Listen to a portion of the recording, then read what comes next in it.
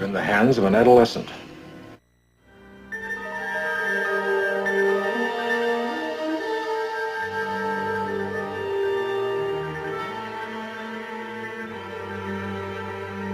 mystery. I don't like mysteries. Your bellyache. I gotta kill you right now. Aye, sir.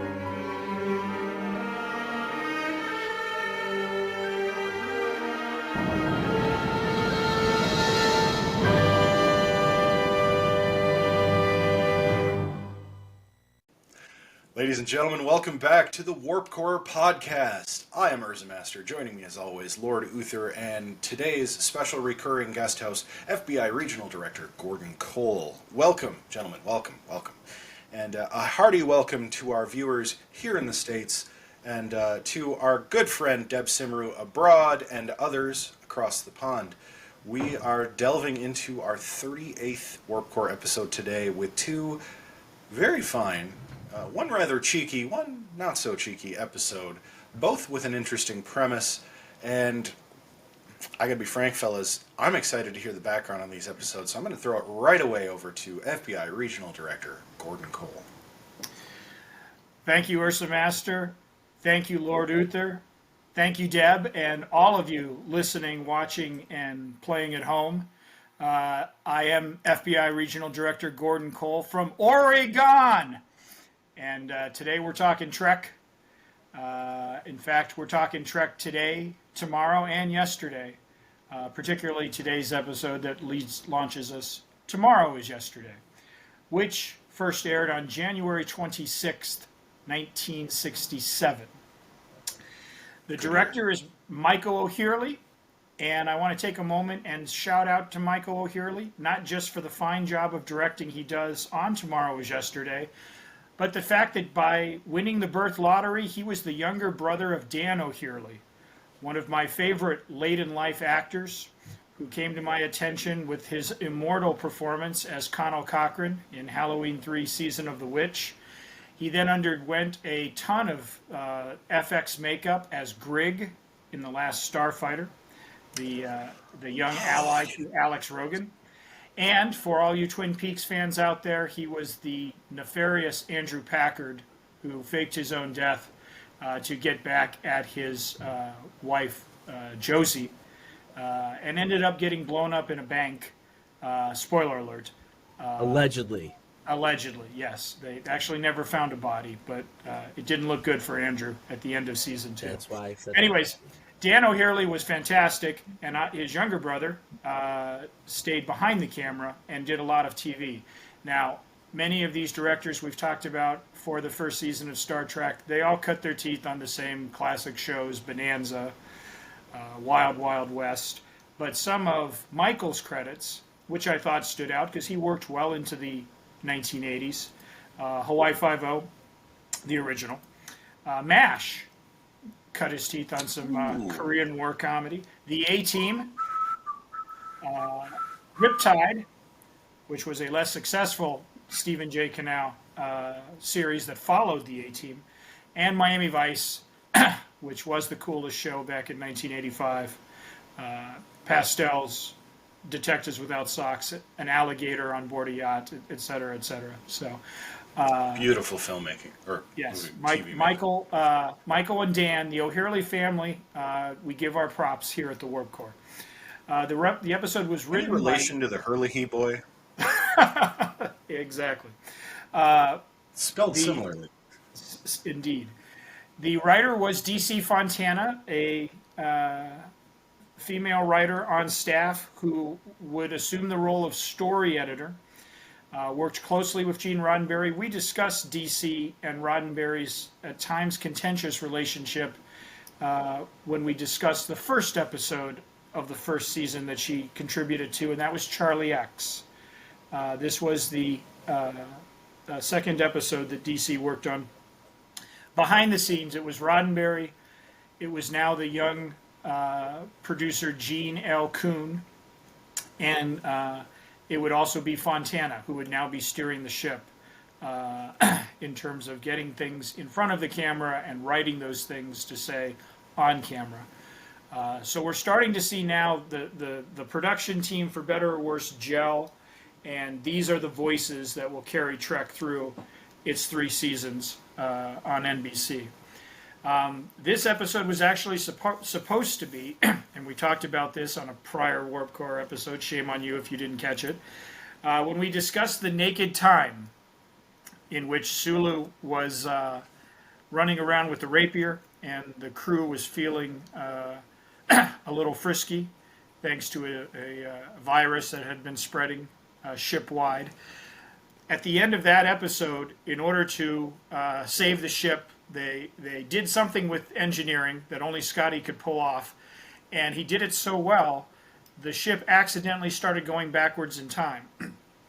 Now, that incident was supposed to set the stage for this episode of Trek. This was going to, again, be the second part of that, where the Enterprise gets flung backwards in space-time and has to get back to the present day.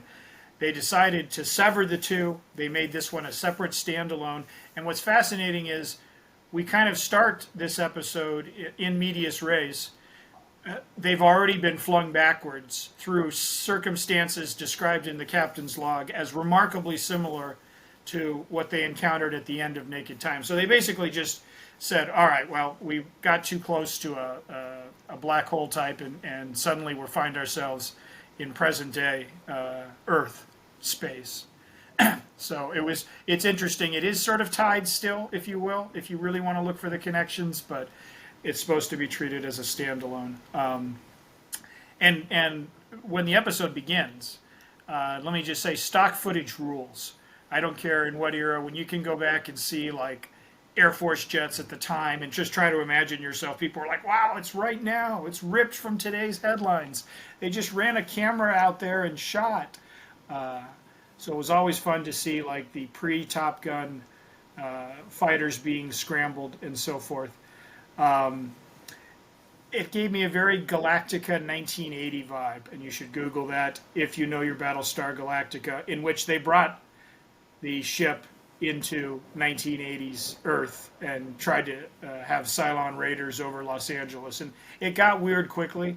But this again gave me that in a cheerfully nostalgic kind of way. So, all right, some initial thoughts on this one, gentlemen. I love the way that Leonard Nimoy has not only found his voice in Spock after initially playing him a bit more unrestrained, let's say in the 2 pilots, or the 2 episodes that served as pilots, one that initially never aired and was repackaged as the Menagerie, and the other one, Where No Men Have Gone Before, which actually was episode 4, which we also covered in a prior Warp Core. Friends, go back and watch all those great episodes of the Warp Core. Get your captain's logs updated, because you're just missing out on some fantastic content. Controversial, funny, exciting, it's all there. But Leonard Nimoy, he has found the perfect balance of severe, as his logical side will dictate, but also able to drop some of those quips that we give Ethan Peck a lot of credit for in Strange New World. In this one, we start off with the ship in disarray. There's chairs overturned, the power's all on the fritz, and Spock updates Kirk by saying, if Mr. Scott is still with us, we should have auxiliary power momentarily. Then the lights in the consoles all backlight up, and Spock looks at it and just says, Mr. Scott is still with us. And it's just such a great, again, just very, very dry, and I don't know if he had to fight to get that in the way it did. And they move right on. It's not like they cement the joke and, run a little funny, little stinger. Although the musical stingers in Tomorrow Was Yesterday do make a little bit of a reappearance there. Not enough. It's not a shore leave type situation, but they do have the little like, oh, here's some wacky background music. Definitely more artfully done in this episode. Yes, no, it was mercifully short. And I mean, again, I think part of that might have been, and I'm just speculating here, I don't have any pure inside information on this particular point, but don't forget, this show was produced by Desilu, by Lucille Ball and Desi Arnaz's company, who of course were responsible for the global smash I Love Lucy. And this doesn't exactly fit into the portfolio as neatly as a situational comedy, contemporary, looking at marriage and life and all above. So I don't know if some of those moments in this show that are intended to be lighter, that they're just sort of inserted there. That could have been a producer's note, that could have been like Desilu, hey, let's lighten them up a little. They're all so serious. I don't know. It feels plausible that they might have wanted to, with knowing what their audience was for the show they were churning out, that they didn't want Star Trek to become this overtly grim, and that could have been Roddenberry, and it could have been all sorts of different voices. Again, even with Shore Leave, it doesn't truly detract from the episode enough to make you turn your back on it, but it does stand out a little because this show has great tension, right? This show is like, you honestly, how many times have we seen the time travel trope? We still want to know how they gonna fix this. What is their master plan to get back and right the ship, literally and metaphorically? And as it turns out, I was so excited to see that that great big ball of fire in the sky is exactly their starting point. Again, remembering that I had seen very few of these episodes up until now, I always thought that they invented that in Star Trek IV: The Voyage Home, slingshotting around the sun. But no, it was here, and I was all for it, and I was very excited. And in fact, if I go back and watch Star Trek IV now, I think McCoy says, like, sure, we've done it before. And it's just, again, the line will go right over your head if you're not paying attention. But now I'm going to pay attention and realize, yes, they have done this before. And Spock did the calculations. And again, I'm glad that Paramount did some digital effects work to make it a little more, I'm sure it was a little awkward in the original broadcast. But boy, to see the slingshot maneuver, that was a lot of fun there. So, but my big picture note early with this was I loved the Kirk. This is something that Lord Uther has brought about. Like, why does Lord Uther think Kirk is the best captain and so forth? And I think a lot of those qualities show up in this episode in bits and pieces and chunks. Look at the fight scene between Kirk and three Air Force guards, and then compare some of the ones that we said might have dragged on a little in Shore Leave or Arena. Like, this one's just insane, right? He's like literally throwing his body horizontally across a room. Wrestling match. Right. I mean, and it's cross-body toss right there. Right, and it's edited very like frenetically, like for the time, I'm sure. It's not the slow motion punch, et cetera, et cetera. There's a real just kind of messiness to it that I loved. Like, I wish more fight scenes like that are there because, like I said, it just felt like anything goes.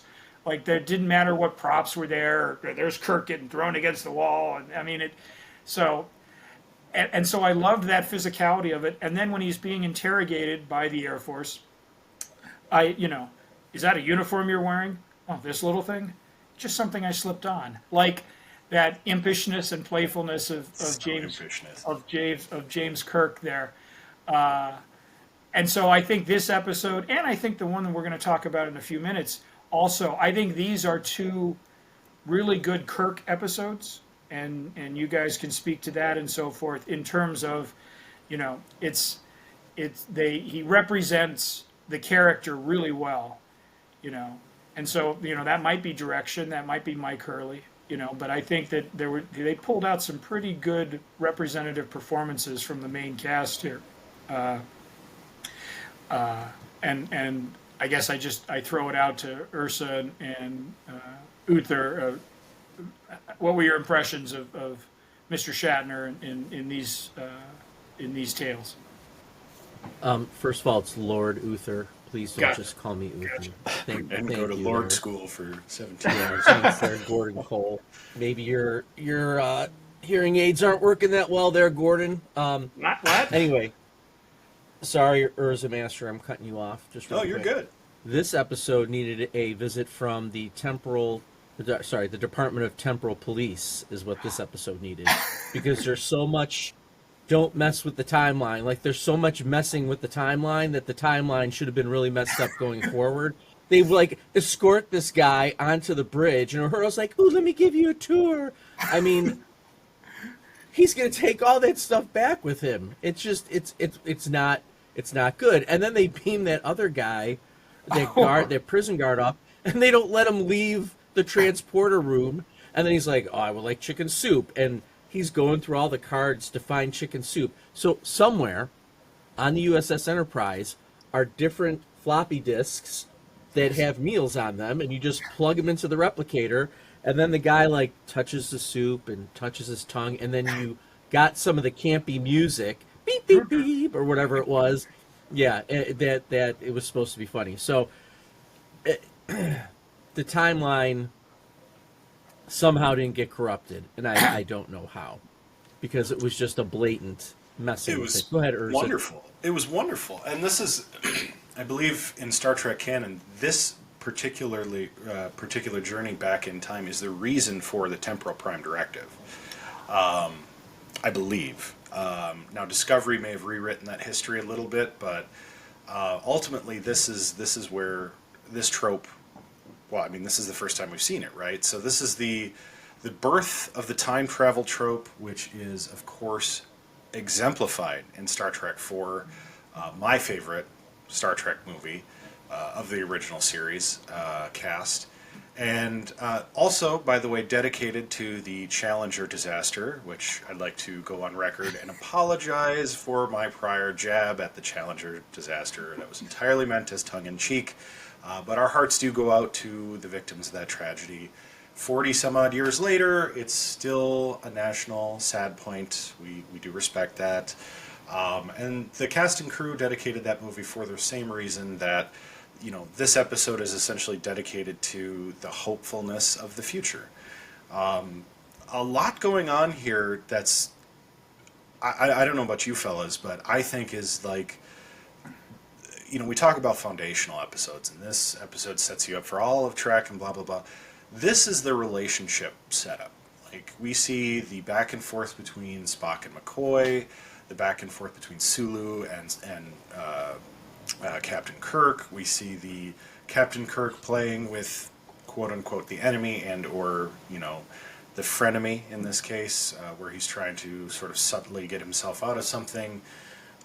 And we see, of course, the way that others act to being on the Enterprise and having knowledge they shouldn't have, which comes up in various forms throughout the rest of the series, throughout every Star Trek series in some way, shape, or form when they break the Prime Directive of whatever form they're breaking it, because why have a Prime Directive if you can't play around with it, right? So, you know, I really enjoyed the chicken soup scene. I think stuck out as probably, well, it's the first time we see a replicator. Yeah. But it's also the first time you really see somebody like, I don't even know how to put it, like almost like a Hogan's Heroes-esque surprise moment where it like he almost looks at the camera and goes, "Huh?"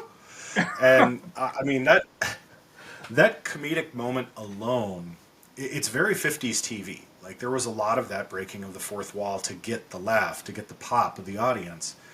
And I agree with Director Cole here that this is definitely Desilu. I think that there was a voice behind the voices that are named who said, you know what, this could be very, you know, kind of serious. It's, you know, maybe poking fun at the military during a time when that was really not the thing to do.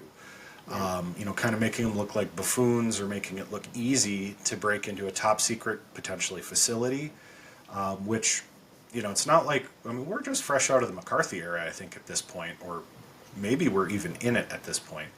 So there's something to be said about not necessarily censorship, but being cautious about how you're painting the present.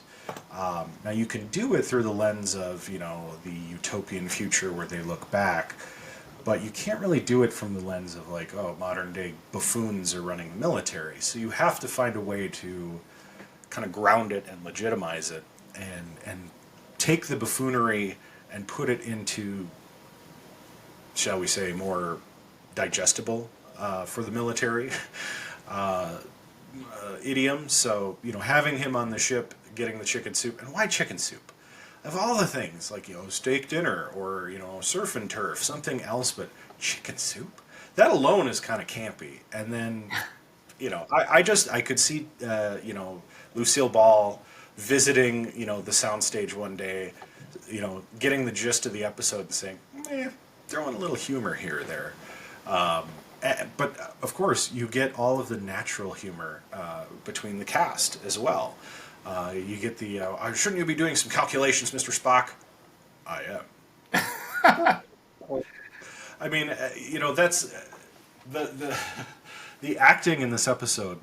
For as much as people tend to joke about how William Shatner overacts, or certain things are just played up because they're supposed to be jokey and silly, I think we actually get some real brilliance in acting here that separates you from, I know I'm watching a TV show, to I am watching characters interacting. And this is where I think, if I'm being honest, I think this particular episode is where I truly start to believe that Leonard Nimoy is Spock, and, DeForest Kelley is Bones, and William Shatner is James T. Kirk, and George Takei is Sulu. Like, these moments with these characters, I've started to lose my separation from these prior appearances they've had on television or stage. And now they've kind of solidified into, this is who they're going to be forever. And we get some of, like, the penultimate interactions that we're going to talk about time and time again. And if you're a subscriber here at Pending Rebrand, for free, you can go back to our very first few episodes and see our episodes on the Star Trek movies. And as the cast ages, sometimes gracefully, sometimes not so gracefully, you can see that no matter how old they get, they are always this core group of characters, even if Scotty gets to be kind of old and rotund, even if William Shatner is not the same athlete he used to be, even if Uhura has decided to, become a mom and walk a little slower. Like, it's fantastic. And likewise, when we get into Next Generation, I'm sure I'll bring this point up again about Picard. And, of course, Patrick Stewart. I mean, you can't unsee the character when you see the actor. And this, I think, you guys correct me if I'm wrong, I'd love to get your opinions on this. I think this is the episode where that happens. No, absolutely. Again, the Spock appearances in this week's Warp Core, I think truly 100%. He knows how to play it. Now he gets a little bit fed up with it by the time Star Trek II: The Wrath of Khan reaches theaters, but that was another backstory. But he nails it. I love the moment where they're going to put the Captain Christopher. They're going to beam him down to the base so that he can help them, find the photos and the computer logs. And Spock literally, like, directs him to the transporter pad because he doesn't know where to stand. Like, he just sort of stands there, and Spock's like, here, over here, stand right there. And does it all silently, and it's just a great little bit there. When I saw Sulu on the away mission, again, I loved those two working together, but again, just knowing the complicated backstory between the characters, all I could think about was, so at what point did the relationship behind the scenes kind of start to sour? Like, did Shatner say something disparaging, like in between takes? Was it this episode? Was it? So it's fascinating to see them work so closely together on screen, knowing that there was a little bit of frostiness, definitely, when the director yelled cut. And I don't know the exact Just to jump moment. on that. What's that? Yeah, I don't mean to cut you off, but I want to jump on that because this is our chance to bring it to today, right? Is there ever been a hatchet you guys want to see buried more than between Bill Shatner and George Takei? My background on this is, it sounds like there wasn't a real hard falling out until the 90s, after Star Trek VI. And it seemed like they were kind of off and on up until maybe the turn of the century, and then the last 20 or so years they've really kind of been negative. And I don't know for what reason that is, or I'm sure there's somebody can drop us a comment and say, well, it was actually on May 7th, 1994, William Shatner pooped at George Takei's house and didn't flush. Yeah, whatever the case may be, like I really would love to know, because that's one of those Hollywood feuds that, look, I mean, they're in their 80s, pushing 90, or I think Bill Shatner might be in his 90s at this point. 93. Yeah, like why not just like, and this is an opportunity for Paramount Plus to bring these two actors to bear on a special, and say, all right, let's have a talk it out. Let's do a screening of, hey, this episode has a lot of Sulu and Kirk. You know, how about you guys walk us through, what was your feelings of working together at the time? Where did things go wrong? And can we put this to rest? I mean, you guys, look, we're only given so much time. We've already lost Nichelle Nichols, James Doohan, Leonard Nimoy, DeForest Kelly. We've only got a couple of the crew left. Can we put this aside and work on a brighter future? So that's my challenge to William Shatner and George Takei, because they watch, they're big fans. And hi, Brad, nice to see you. And I forget Bill Shatner's wife's name, but hello to her as well. Love to visit the horse farm sometime, Bill. You can have us there. We'll do a live Warp Core from the horse ranch. But I would love to see those two work it out. And look, I mean, you don't have to forgive and forget. I don't necessarily believe in that. But you could get over it, right? I mean, we're all adults here. We all say things to each other or have things said to us that we go, "Brr." And then later on we go, you know what? Whatever. Now granted, feelings can be hurt, things can be said, but that's the opportunity to say, you know what? We've known each other for 70 years? Why don't we just put this one to bed and just say, we're old farts, and old farts sometimes got to just, agree to disagree or agree to let things go. So I hate to derail us for that, but it's one thing, like, it's always bothered me that there's this bad blood back there, because they're both tremendously talented individuals. They're icons. I'd like to see, icons sort of take the high road on stuff. I know they're human, but it'd be nice to see them, because they've, for generations, inspired people to be better people, right? Hey, if the Eagles can do it, Takei and Shatner can bury the hatchet. Can't we all just get along? Yes. And UrzaMaster... Spoken like a true Los Angelite. Yeah. You're a younger guy with Director Cole and I being a little bit older here. And I think as you get a little older, you're supposed to be burying the hatchet on a lot of things, because you start realizing that, your experiences in life make you who you are, and there's not that much time left, which might sound weird coming from a 51-year-old that there's not a lot of time left, but I'm on the other side of my life, right? And so you would think that the same would be for these two guys who know that. Here's the thing. They know they're legendary, right? They know they're iconic.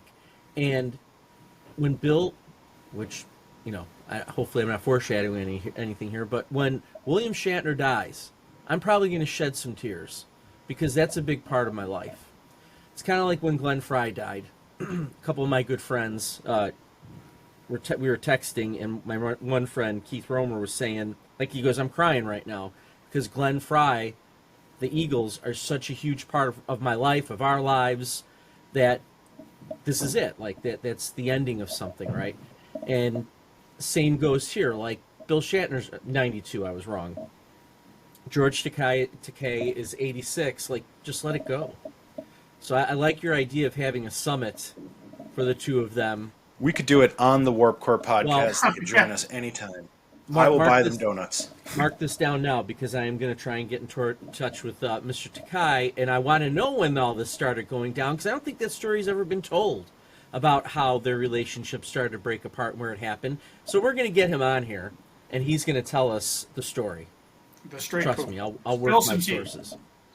Yes. There you go. Spill the tea, as the young Director say. Cole, can you get us some contact info? You tap phones all the time, right? Absolutely. I'll work my people. There were a lot of karate chops in this episode, including Sulu getting one in there. So that was the martial art of choice back in 1967. Judo chop. We were thinking of comedic moments. Kirk and the saucy computer also came in. You can measure your own success or failure there, but I loved his response. Computer, you will not refer to me like that.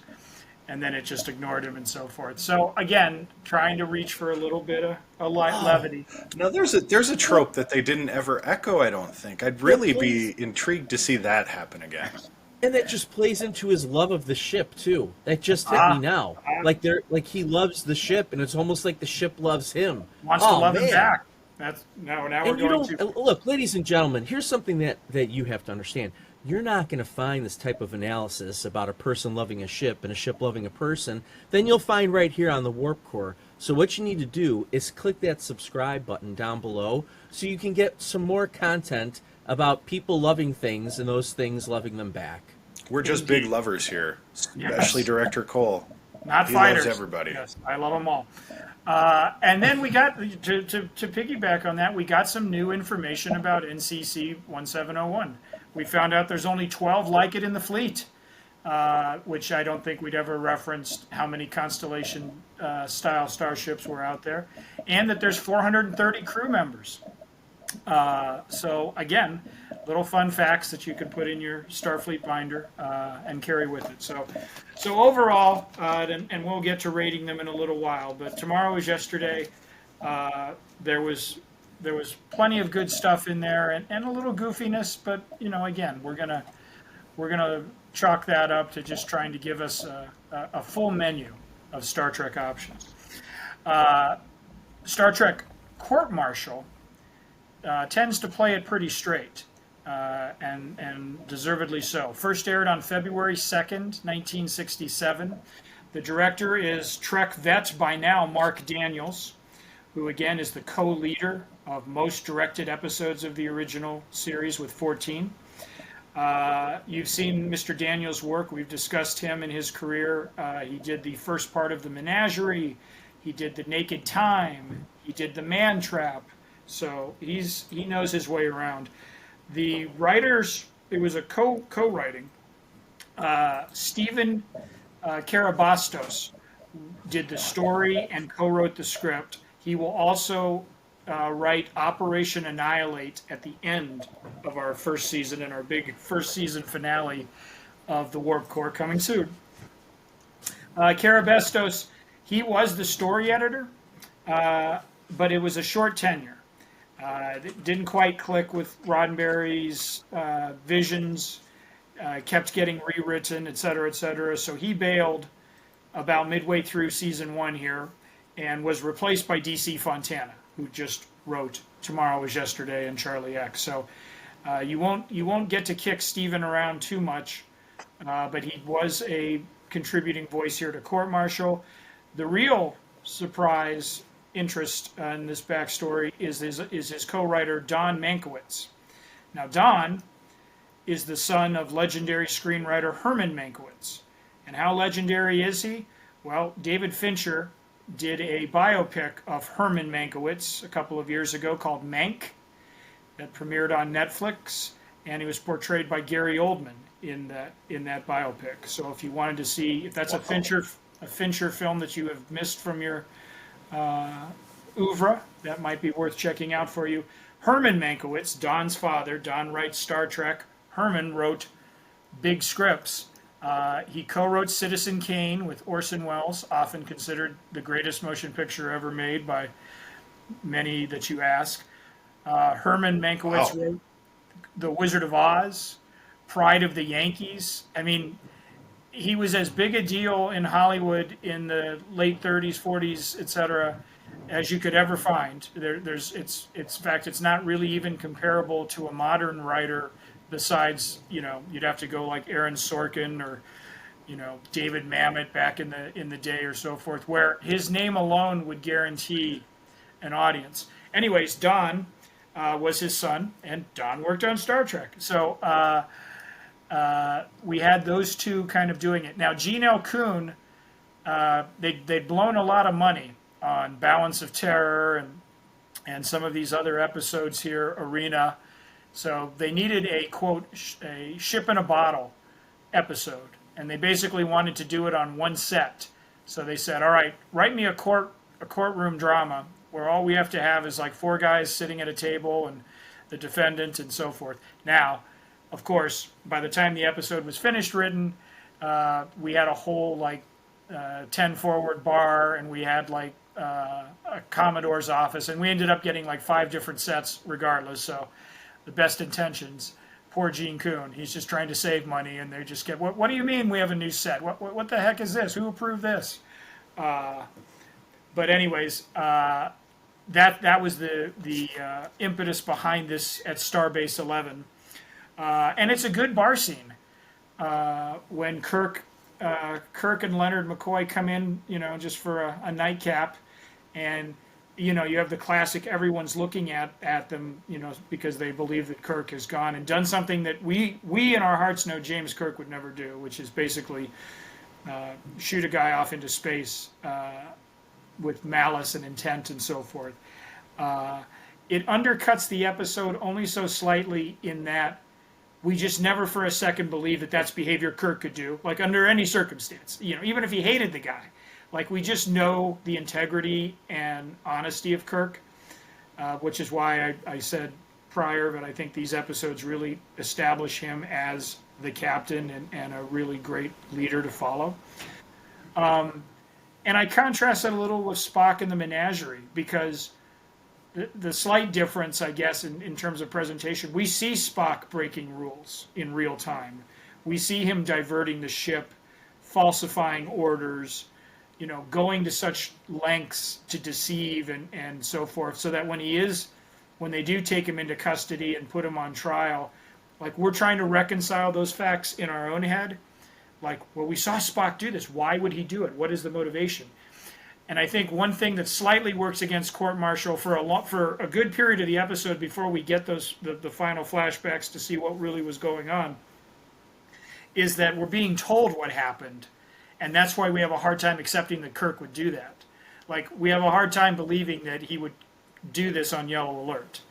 And the fact is that, the writing, they tell us that, and it's not until 2/3 of the way in that we actually start to see what really happened and how it all went down. So, but the bar scene, I love there was just great writing, back and forth tension, it could have just been so obvious, we don't serve your kind here, murderer. But I mean, they were very much saying are your ship's being repaired? I have the death penalty on 7 systems. Exactly. They're is how the repairs coming, Jim? Oh, yeah, that should be done pretty soon. Oh, good, then you'll be moving on then. Well, sure, you're in a hurry to get rid of me? And it's just, like I say, go back and rewatch some of those clips. It's actually restrained, and you still get that tension in there. And then, again, we get a little bit of the flirty McCoy when he runs into the soon-to-be-revealed prosecutor, and I think she says something like, oh, I know Jim, he's an old friend. And I love McCoy's follow-up. All of my old friends look like doctors. All of his old friends look like you.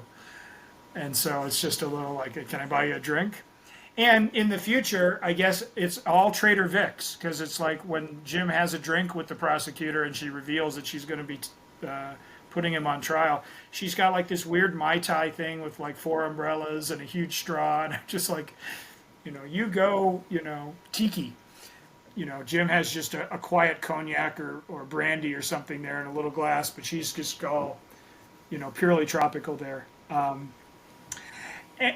And again, we've talked about tropes. You guys might even have your favorite Star Trek trials through, Next Generation, the original series, and so forth. Strange New Worlds has done it already at least once. With number 1 on trial. It never gets old when it's done well, right? I mean, and the more, I mean, again, if you've ever watched real courtroom proceedings, they can be deadly dull. They can be just a lot of, motions, and I'm not talking about the lurid murder trials that Lifetime will adapt into a TV movie, but I'm just saying general courtroom business is, by its nature, very bureaucratic, right? And does not have the zing of a Perry Mason or Law and Order or, LA Law type, the wow. So I think as viewers, we suspend our disbelief because we want the wow. We want the prosecutor presents evidence that they can't possibly work around. In this case, Kirk pressing the eject button while clearly on yellow alert. And then we want the defense to somehow get the witness to recant, confess. You can't handle the truth. Aaron Sorkin and his legendary play turned film, A Few Good Men. I mean, like, we want the theatrics. We want courtroom, things that would never pass mustard in a real courtroom, and you'd be cited for contempt, and the bailiff would take you into custody and so forth. But we want the histrionics and the over-the-top. And what's great is that we get both here, because we do get an exciting courtroom denouement, but we don't get it so over the top that we're like, oh, I don't think these guys have spent more than 5 minutes. They probably haven't even been to traffic court. So it's a great balance, I think. And he's got like the zany defense lawyer who insists on books. Great little character moment there. And then we get the twist, right? We get the twist that Mr. Finney is very much still amongst the living. And this is all an elaborate revenge plot that comes down to heartbeats, right? Which is a nice ominous sound effect as you hear as they slowly eliminate one heartbeat after the other until there is only one. And this, another Twin Peaks reference, an episode that's full of them today. The actor who played Ben Finney, Richard Webb, there were moments when he was confronting Kirk in engineering. I got a Ray Wise vibe, a Leland Palmer sort of in the throes of Bob. And none of that will make sense to you if you haven't seen Twin Peaks, but I promise you, if you watch it, you'll pick up what I'm shoveling there. And so I guess, guys, it wasn't so much that there was like some, overlying thing. This is just a taut, tense, dramatic episode. Very little, if any, comedy. And kind of what, again, great performance by Nimoy, who has struggling to say, like, I know Kirk didn't do this. Goes on the witness stand, plays chess. Great line with Kirk. You may be able to beat your next captain at chess, Spock. Chess. So, what were the highlights here for you in what, again, is one of the early courtroom episodes where someone's on trial and we've got to get a not guilty verdict or something before it's too late? Well, like a good 80s DJ, I feel like I need a trope alert button. I love the courtroom drama tropes with Star Trek. This is definitely a foil to the last episode, which was heavier on comedy, even though it was pseudo-serious at times. And I think it's a good balance. And I know these weren't planned in release structure as TV shows are these days.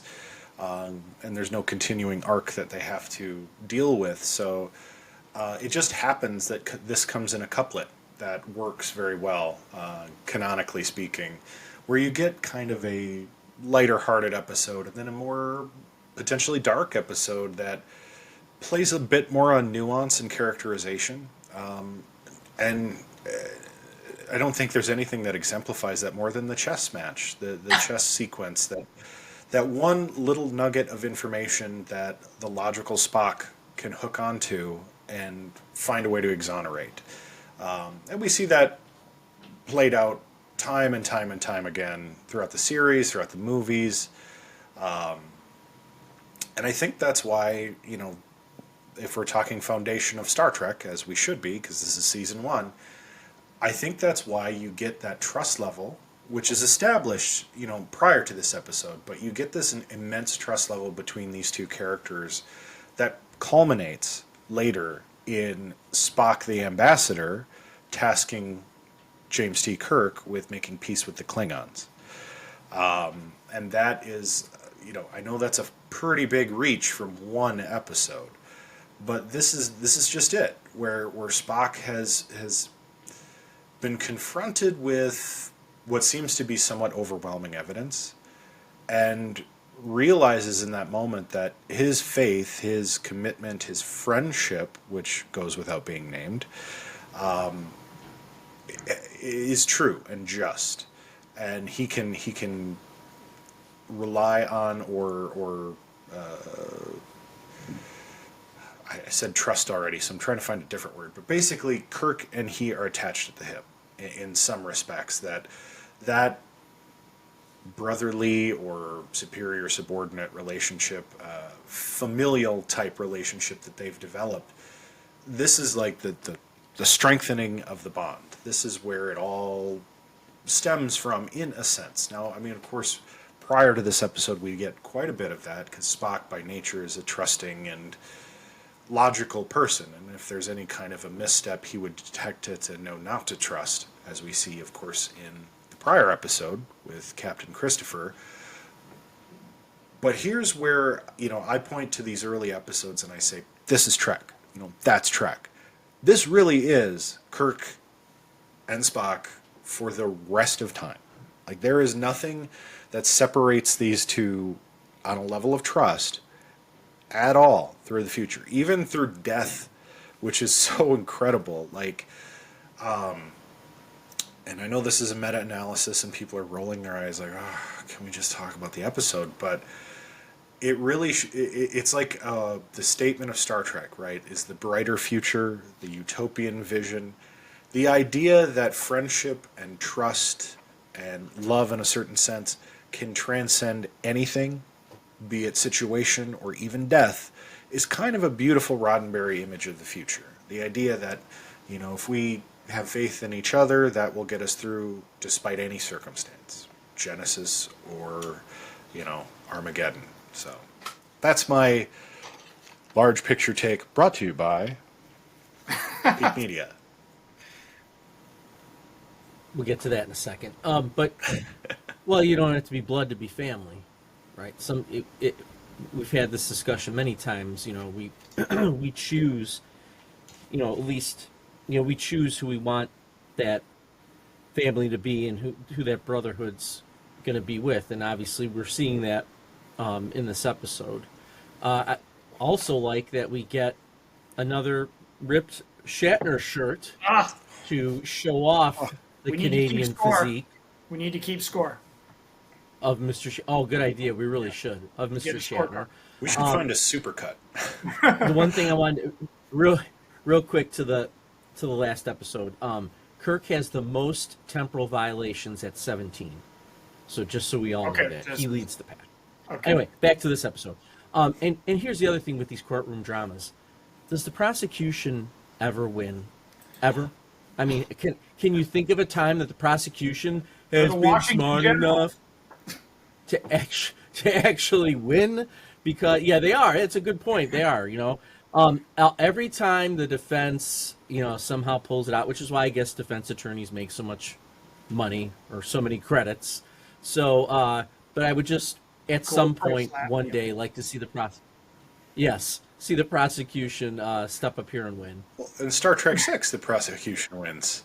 It's true. They get Worf's ancestor, who is also a Worf. Well, that was a setup trial. That's a setup. It was a setup, but hey, there you go. That's full circle here. You need a setup to win. Full circle. Full circle. By the way, in that fight, I love that there was just a random wrench. Like they needed right on a table. And I love whenever they go to punch, like they pull their shoulder way back. It's not being telegraphed at all, and then it's a quick right across the jaw, like this every time. It's just, and then, and I'm sure they're trying not to, but you can see when the stunt doubles are in there because they look like the hair looks nothing alike. They look 20 years younger. It's just it's so worth it. Paramount Plus has done a fantastic job of remastering and re-editing the special effects and so forth. But it is crystal. You cannot hide a good stunt double on these shows in high def 4K presentation and so forth. And you just roll with it because heck, The Greatest American Hero. Google that if you don't know what I'm talking about. There's like not 3 scenes that William Catt was actually doing anything physical in that show. It was always this portly stunt double that was running into walls and crashing into sand dunes and the like. But you just kind of shrug and say, you're not going to get Jackie Chan in everything or Tom Cruise. Exactly. So just roll nowadays with it's it. not as Yeah, you yeah. just roll. It's a yeah. Back But it's then it was a fun. little easier to obviously discern between who was the real person and the stunt double. Which real quick brings me to this thought too. Like which streaming service? I love Paramount Plus. Like I could not.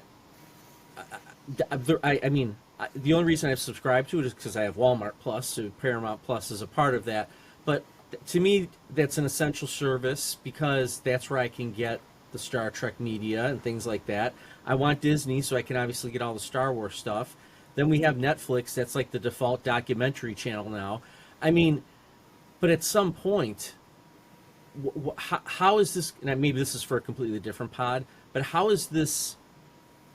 All these streaming services going to be sustainable? I mean, at some point they're going to have to merge into just one or two or maybe three at the most media conglomerates. And then the idea that they want to get rid of physical media at Best Buy, I know we were sending a message around about that. Ooh. It makes me want to go out there. I'm actually I'm building my physical media collection before I can get it. Before I can't get it anymore. So I'm just trying to grab what I can when I can afford it, so I can continue to build it up. And I know I'm going off in a completely different area here, but go ahead. Go ahead. I was going to say there's one solution, and it's called the cable company. We should all go out and buy cable. I am not getting paid by Spectrum to say this. No, I mean, I think you're absolutely right. The beauty of Star Trek has always been that it was free. It was accessible. I mean, that was, I think, Roddenberry's vision, is that this is getting broadcast to give people an escape, as all television really is. But to see a glimpse of the future for free is such a big deal. And the one thing is, Pluto TV, you can see all these episodes. I actually watched Tomorrow's yesterday on Pluto TV because I'd never used it before. My Paramount Plus app wasn't working this morning for whatever reason, and I wanted to refresh my memory a little bit. And Pluto. It's great. The only drawback is commercials, but this is something I think kids these days tend to forget, is that back in my day we had commercials on television. And this show is built for commercial breaks. Yeah. And it flowed so well I didn't even notice they were happening. You know, it was just like I was watching, and then I see the cut to black, and I know a commercial's coming, and I just look away and I continue eating my breakfast, and then 30 seconds, a minute 30 rolls by, I look back, and boom, it's Star Trek again. Instant gratification has kind of ruined us because that was part of the drama. Right? I mean, there's those cliffhanger commercial break moments, and no different in this episode. I mean, Court Martial at the time, when you're getting your cutoff to, Ajax or what else in '67? What would we had? Cornflakes commercials or something. You're gonna have dramatic breaks where you're like, oh, what's gonna happen? What's gonna happen? What's gonna happen? There's no reruns. Yeah. You can't look away, you can't miss it. So you can't go like make a sandwich because they're showing you how to use Velveeta to make a Jello mold with cheese and hot dogs and onions because '67, that's what they did. And so you're glued to this, eating your Swanson microwavable dinner or oven bakeable dinner, smoking your 10 cigarettes as you would, as a 14-year-old in 1967, and, your Camel commercial is over, and all of a sudden you're back in the courtroom. That's the beauty of what we get here. That's where the dramatic tension used to come from. And now when you can just watch it, you lose a lot of that. So as much as we love these episodes on streaming and we love what they are, we're also losing that quality a little bit with the commercial-less or commercial-free presentation. We're losing a bit of that dramatic break, so these episodes don't cut as hard as they used to. And I would say, I love to hate on Law & Order because it's so easy. Look at Law & Order. A lot of those episodes are nothing without their commercial interruptions. Because if you jumped from, ER scene where the victim comes in and there's the moment that they always do, those little stupid cutaways, and then bam, let me tell you about Southwest Airlines. Like, okay, great. Now you have 4 minutes of commercials and you come back and you're like, what's going to happen? Are they going to find the guy? Are they going to question the dude loading crates again? Yep, they sure are. They come right back and Ice-T's there. Hey, let me talk to you for a second. And that's it. Then you're right back in the episode. Star Trek, this is something that I think the physical portion of it, you do get that break, because where are you going to pause it if you have to go pee? Think about that. When you have a VCR rolling a tape, you hit that pause button, it holds the tape. If you do it on streaming, like, you might get that next frame and your dramatic tension is gone. But if you're on a tape, you have a good 4 frames of that cut to black that you can stop and pee. Now, I know we're getting a little off the rails here, but in defense of physical media and commercial breaks, broadcast television is really where it's at. I mean, I hate to say it, but at some point there's going to be a reckoning with streaming where it's like, look, you're going to be paying exorbitant prices, just like you did to your cable or satellite providers, to get what you really want, which is this sometimes not even commercial-free content for, all these retro shows that you love, and they can pull the plug at any time. We've seen it already with Prodigy, right? Right. Yeah, that's my fear. It's a big caution, which, by the way, if you're interested in Star Trek Prodigy, you can head out over to Amazon and buy the full series on Blu-ray, and it was picked up by Netflix, who's going to be continuing it right where it left off. So there's always hope, and I'd like to see, things continue, if nothing else, the way they are, but there's no guarantees. So go out, buy your VHS tapes, get a VCR, learn how to fix it, learn how to keep it greased. Make sure you get a head cleaner. Those head cleaner tapes are not cheap, by the way. But if you don't have one, you can take the top off. You can use a Q-tip and a little rubbing alcohol. Very easy to do. I digress. All right, let's Gordon Cole, give us some more information. Sorry, thought we were. No, yes to everything that was just said there.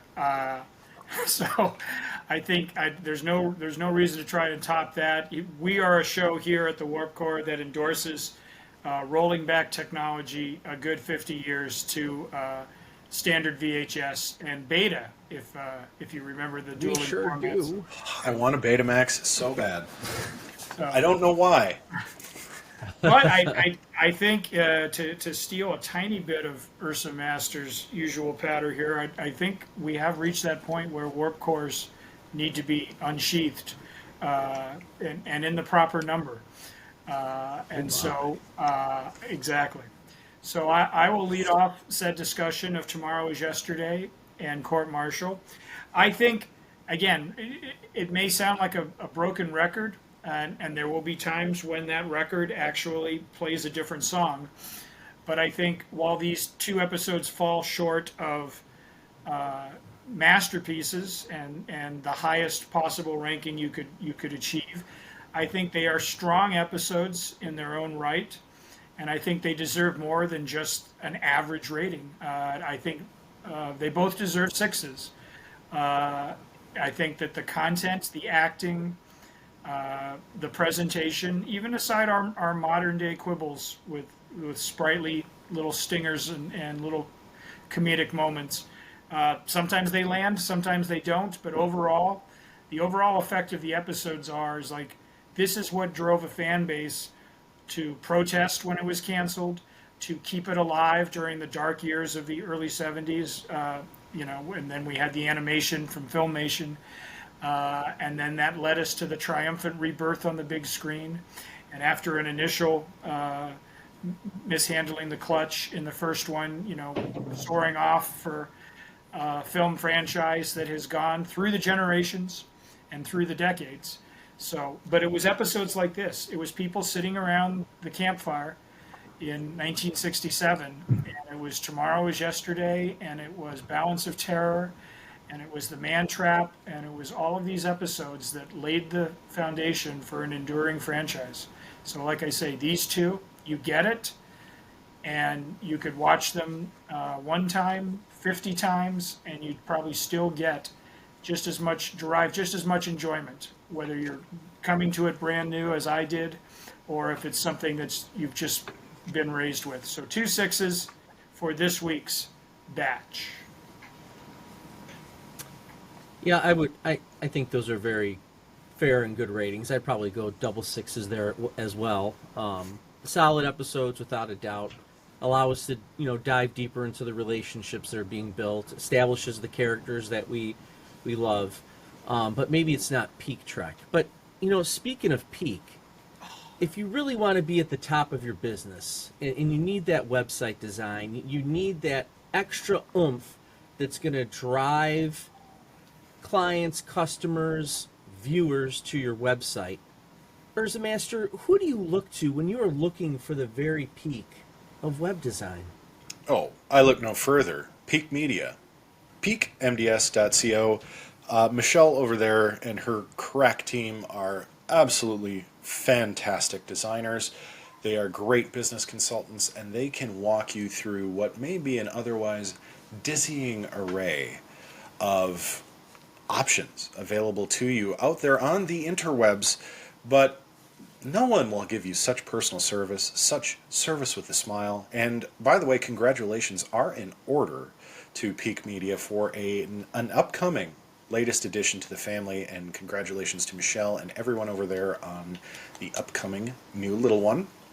But Peak Media certainly will give you the best service at the best price for all your business and web design needs and graphic design, which, of course, pending rebrand, soon to be rebranded, soon to be not so pending, but also still pending rebrand. Click subscribe, click like, and stay tuned for more updates on our homepage, where we'll have even more fun content. Not only our Warp Core podcast, our Graying Jedi podcast, Melt Off podcast, Cut the Cheese, Poke the Bear, all your favorite Hank Hill shorts. We'll also have a local tidbits of writing from FBI Regional Director Gordon Cole, aka APC, from myself, and from, on occasion, Lord Uther, who I'm sure will have plenty of hot takes on the Chicago Bears and other things coming soon. My ratings for these episodes, again, we're all simpatico here. I'm 6 out of 7 warp cores on both. I nudge Tomorrow Is Yesterday down from a 7 out of 7 only because it doesn't quite labor to the heights of Star Trek 4, which I believe is breaking the warp barrier. And I believe if you go back to episode 4 of the Warp Core podcast, you'll get my rating there. But foundational. Both of these episodes, wonderful, wonderful television, excellent writers, excellent production value, excellent directing, and the occasional chuckle and fun moment. You get the Kirk, an attractive woman, you get the Kirk fight scenes, you get the Spock, all you want, and much, much more to come in the future episodes of Trek, in the future episodes of the Warp Core. Again, the best way, fellas, to see all of our shows, especially the Warp Core podcast, as we labor on towards episode 40 and beyond, is to hit subscribe. Make sure to drop us a like, or drop us a comment, or both. Share out to all your friends, and leave us on repeat for your pets, because they too want to live long and prosper.